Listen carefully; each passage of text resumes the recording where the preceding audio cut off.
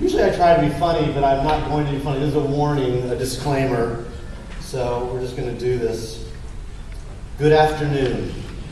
That was kind of fun.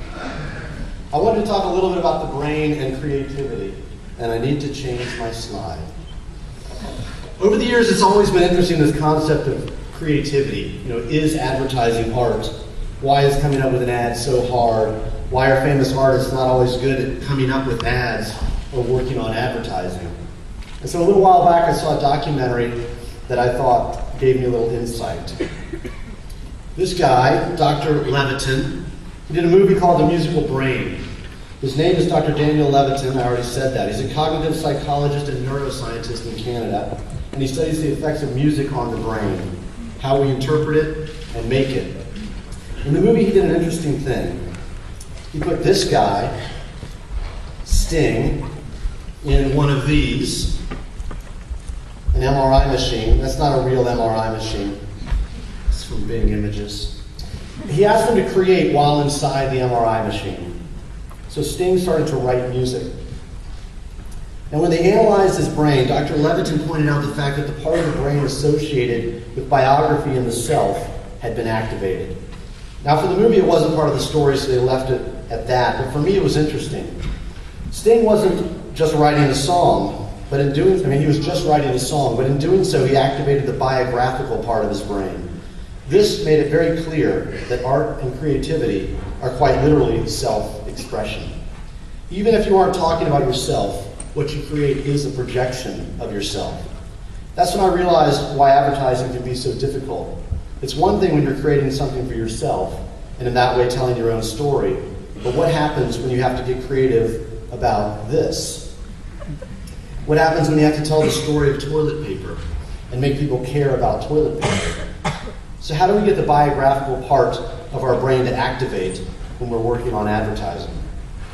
I realize there are a few tricks that I've been using to leverage this part of my brain on behalf of brands and products. For starters, be in advertising because you love advertising, not because you wish you were a filmmaker and advertising was a stop along the way. Live to create change and engage and disrupt for brands. If you dream of being a sculptor and you do advertising instead, your heart will not be in it, so don't sell yourself short. Write what you know is a classic piece of advice and strategy on creativity, and now you can see why it's such a good one. But if you can't do that, engage in something I call method advertising. Get into character, use the tricks of acting to build true feelings inside yourself so as to get closer to understanding and empathizing with a story that may not be fully yours. For a client many years ago called WomenOutdoors.com, I would burn scented candles and crank Sarah McLachlan in my office. It worked, and what a female creative director was unable to solve, my partner and I were able to nail. Something that's been coming up a lot recently for me is to strive to give a brand a mission. Something beyond just selling. Make it truly stand for something. Give it real big, huge, lofty goals that mean something to you. The good news is that when it means something to you, it will mean more to the consumer as well. Another trick is to pretend it's your business. If it was your company, what would you do? Internalize the brand, make it yours, own it. The results will be much bigger than advertising. And I'd like to think this goes without saying, but use the products that you're working on. Live the experience. In doing so, the brand can quite literally become part of your story. Now, there's one other problem we face in advertising, and that's money. The reason there are so many starving artists is because getting paid can actually hinder creativity.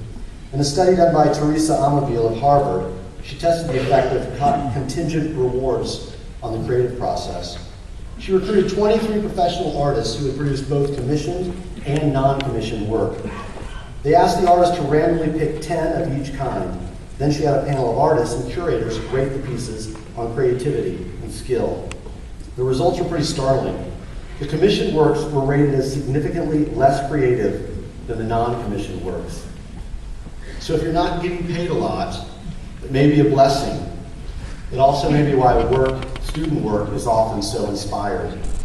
The word amateur comes from the word ama, to love, and means for the love of it. A professional does it for money, an amateur does it for the love of it. I would encourage all of us to do our job simply for the love of it, to find your passion, and the rest takes care of itself.